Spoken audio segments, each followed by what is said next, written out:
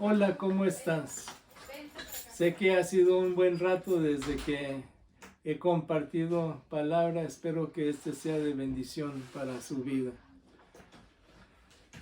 Muchas veces pensamos en personas que se exaltan o los exaltamos pensando que son muy importantes, o exaltamos jugadas importantes. Algunos exaltaron jugadas importantes um, del mundial, otros en el mundial de béisbol que apenas terminó hace unas semanas, también exaltaron jugadas importantes.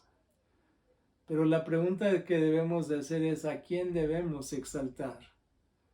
El Oriente mandó representantes a la cuna del Salvador. El Occidente mandó representantes a su cruz. Y hoy quiero que pensemos en esa parte en donde los griegos vienen a buscar a Jesús, y pensemos en exaltar a Cristo. Exaltar a Cristo. Lo encontramos en Juan 12 del 20 al 26. Y dice así Juan 12 del 20 al 26. Había ciertos griegos entre los que habían subido a adorar en la fiesta.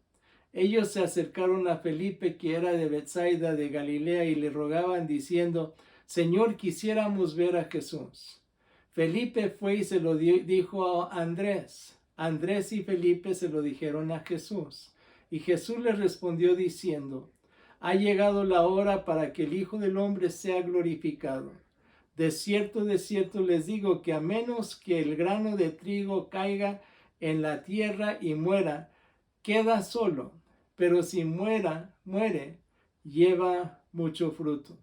El que ama su vida la pierde, pero el que odia su vida en este mundo para vida eterna la guardará. Si alguno me sirve, sígame. Y donde yo estoy, allí también estará mi servidor. Si alguno me sirve, el Padre le honrará. El Padre le honrará. En los versículos 20 al 22, llegamos a ver que uno exalta a Cristo al venir a Cristo. Al venir a Cristo. Ciertos griegos habían subido a adorar. Griegos verdaderos o gentiles no judíos que hablaban el griego. Pudiera ser griegos o gentiles prosélitos que habían venido a adorar, o griegos o gentiles que tenían el hábito de ir a las fiestas judías, sea con el propósito de hacer negocio o sabiendo de la fama del templo y los milagros del Señor, fueron a adorar. Se acercaron a Felipe.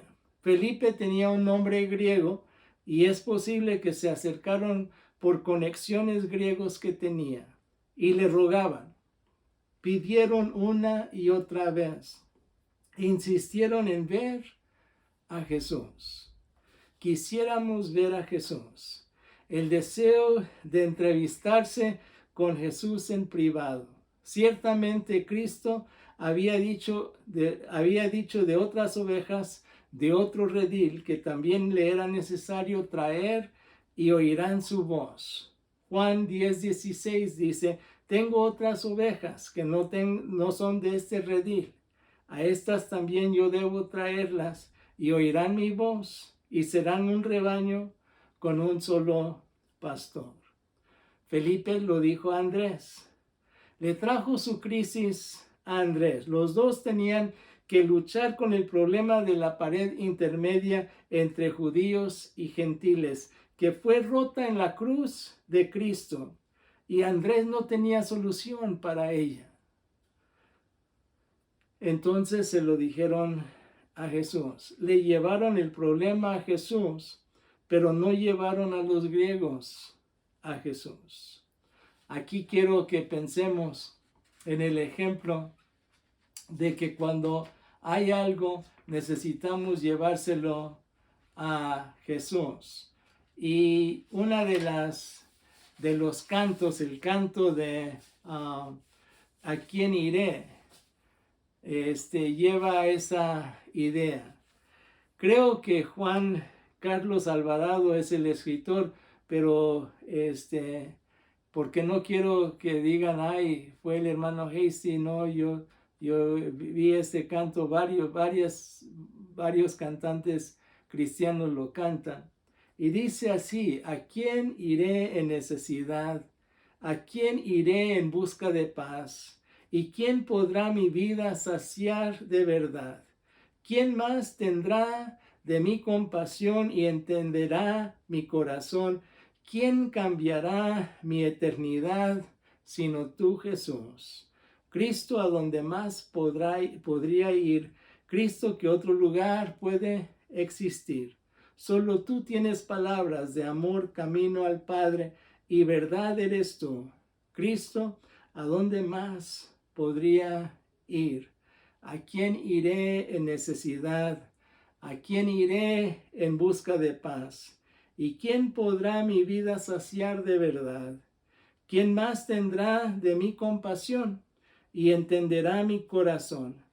¿Quién cambiará mi eternidad sino tú, Jesús? Cristo, ¿a dónde más podría ir? Cristo, ¿qué otro lugar puede existir? Solo tú tienes palabras de amor, camino al Padre, y verdad eres tú. Cristo, ¿a dónde más podría ir? Sin duda, vamos primero a Cristo. Eso me recuerda de algunos jóvenes en mi experiencia pastoral, en donde ellos tuvieron que, decidieron seguir a Cristo, y cuando lo hicieron, sus padres los desecharon, y ellos entonces tenían que decir, al único que pudiera yo ir es a Cristo. Jesús, cuando fue muy popular, toda la gente lo seguía, pero llegó el momento en donde la gente se molestaron y lo dejaron, y él entonces vuelve a sus discípulos y les pregunta: ¿y ustedes me seguirán? Y ellos entonces decían: ¿a quién más podremos ir? Entonces, para exaltar a Cristo, uno necesita venir a Él. Pero también los versículos 23 y 24, exaltar a Cristo es al aprender a morir cada día. Ha llegado la hora.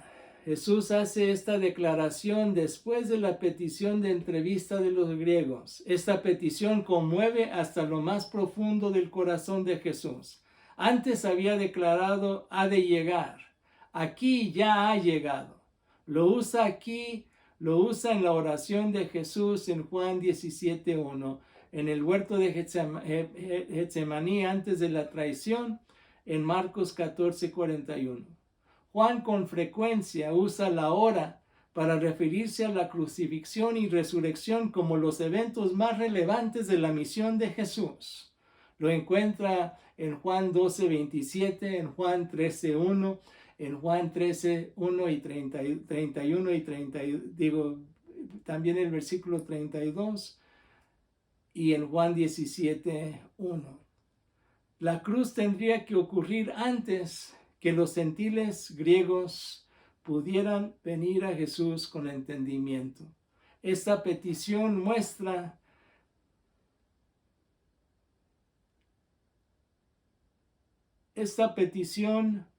el interés en Jesús, va más allá de los círculos judíos.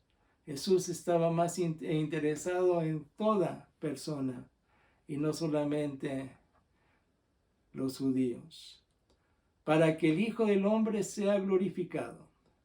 Jesús se autodesigna el título Hijo de Hombre para cambiar sus dos naturalezas, para combinar sus dos naturalezas, la humana y la divina. Al principio de su oración en Juan 17, Jesucristo declara: Padre, glorifica a tu Hijo para que tu Hijo te glorifique. Cuán majestuosos son las etapas de la glorificación de la Trinidad. El Hijo es glorificado al morir y el Padre lo resucita de los muertos y luego mora a la diestra del Padre, en donde es glorificado desde antes de la fundación del mundo. Cuando Jesús es glorificado, el Espíritu Santo es dado. Y Él glorifica al Señor al tomar lo que es suyo y lo revela a los creyentes. Lo repite en sus corazones y así el Señor es glorificado también en ellos. Todo esto emite un rayo brillante hacia el Padre y la pasión de su corazón se cristaliza. De cierto les digo, la expresión esta era de la que decía Jesucristo cuando decía, lo que va a venir después de esto es muy importante, pónganle atención, es de suma importancia. A menos que el grano de trigo caiga en la tierra y muera. El grano de trigo se deteriora, se pudre, se desintegra, se desbarata, queda solo. Tiene que morir si no queda solo. Solo no produce fruto.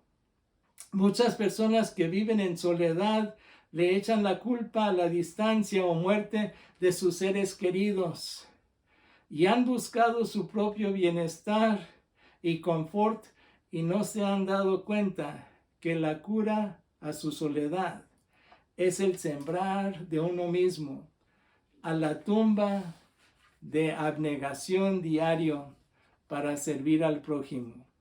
El ideal cristiano de sacrificio no se contemplaba en la mentalidad griega. Pero si muere, lleva mucho fruto, produce mucho fruto.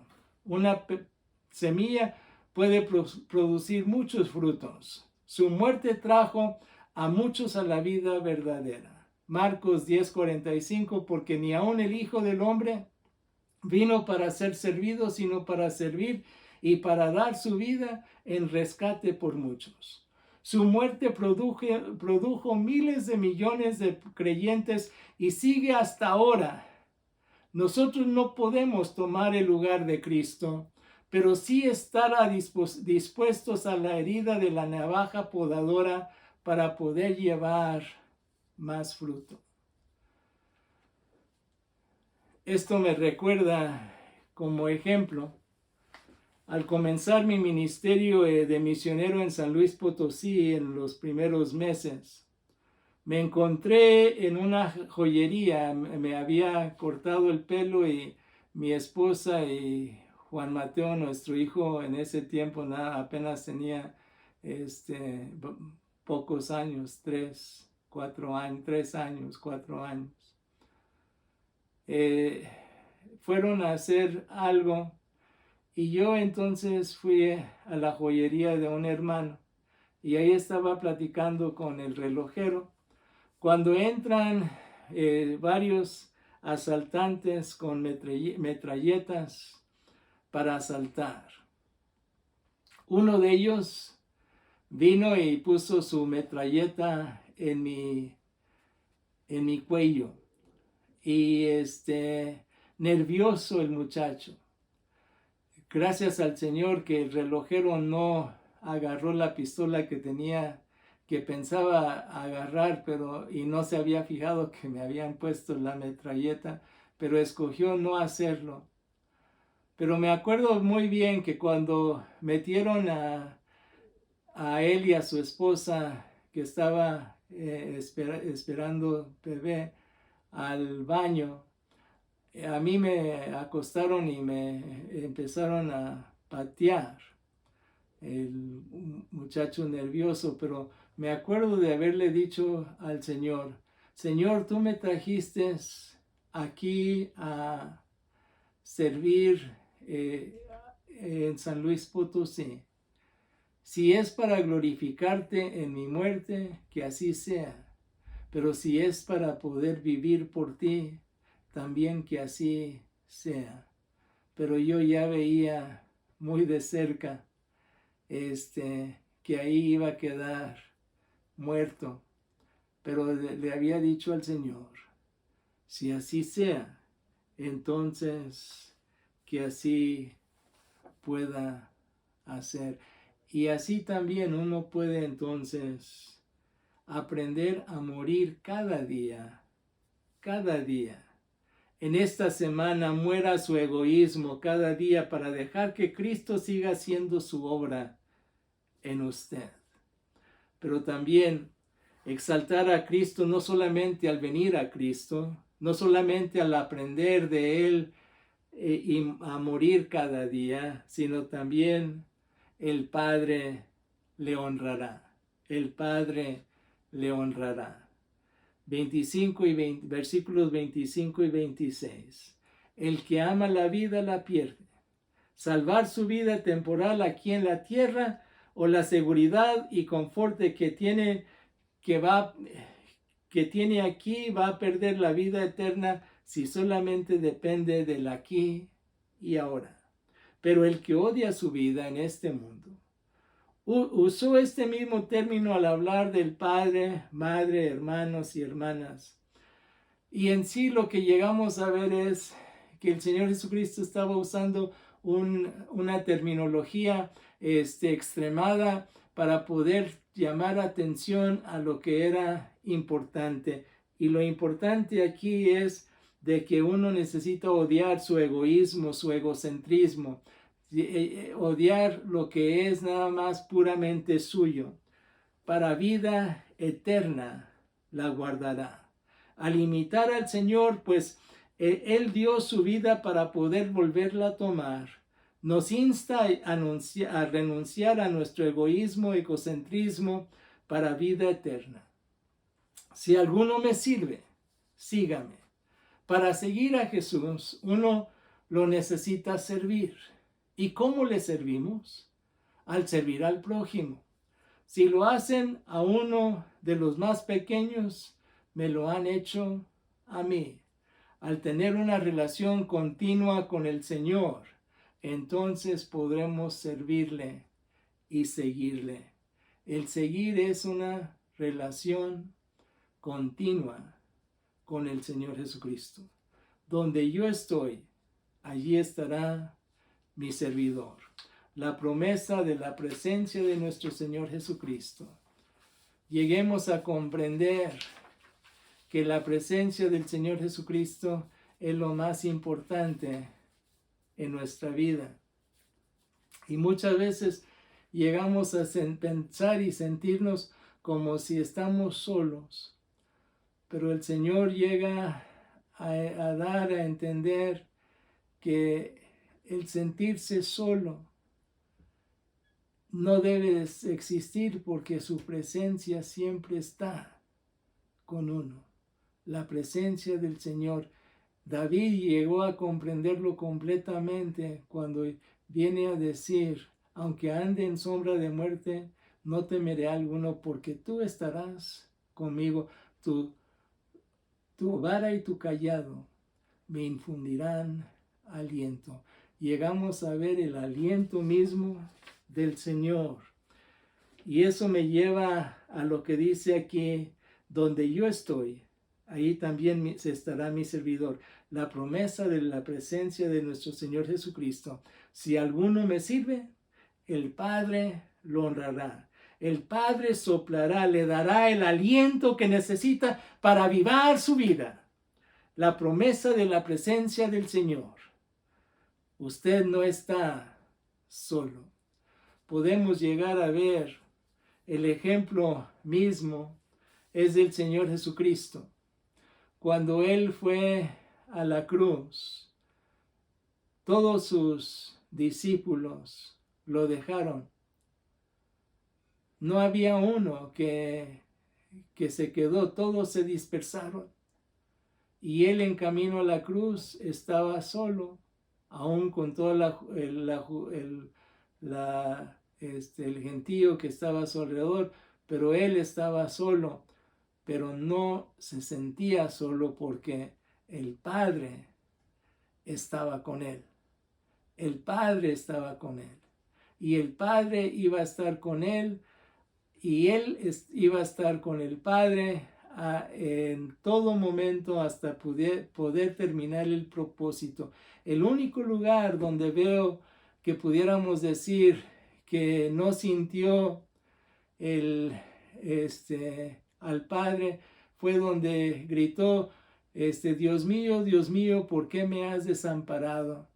Porque en ese momento estaba cargando todo el pecado y el Señor entonces, el Dios Padre tuvo que tomar su mirada y mirar hacia otro lado. Y él se sentía desamparado, pero a la misma vez sabía que su propósito se había hecho, su propósito de poder ir ir hasta morir y resucitar para que todo aquel que cree en él no se pierda, mas tenga vida eterna. Él sabía su propósito. Y el Señor también tiene propósito para cada uno de nosotros, tiene propósito para usted, para que entonces pueda usted vivir, a lo mejor sintiéndose en ocasiones o viendo que hay soledad, pero nunca sintiendo soledad, porque el Señor, su promesa es que Él está con nosotros y el Padre le va a honrar si usted sirve como Él le pide servir. La aplicación: busque imitar al Señor Jesucristo y el Padre honrará la vida que usted lleva en Jesucristo. En conclusión, para exaltar a Cristo uno deberá renunciar a su egoísmo y egocentrismo al venir a Jesús. Poner delante de Él toda la carga que llevamos, poner delante de Él el pecado que uno lleva y dejar que Él more y guíe su vida. Venga al Señor con su problema, venga al Señor con su duda, venga al Señor con su necesidad. En esta semana, muera su egoísmo cada día para dejar que Cristo siga haciendo su obra en usted. Dios le bendiga. Vamos a orar. Señor, gracias porque nos da la oportunidad de acercarnos a ti. Y Señor, que tú puedas hacer tu obra en nuestras vidas, al que nosotros podamos exaltar a tu Hijo Jesucristo. Y Señor, si hay alguien que todavía no ha puesto su confianza en Cristo, que a través de esto puedan ellos pedirte perdón por su pecado y venir ante tus pies y dejar que tú obres en su vida, que tú seas exaltado en su vida y que así podamos nosotros servir al prójimo, servir al que tú quieres que sirvamos y que tú puedas ser honrado a la misma vez que tú nos honres con tu presencia. Esto, Señor, te lo pido en el nombre de Cristo Jesús, Señor y Salvador nuestro. Amén. Dios le bendiga, tenga buena semana.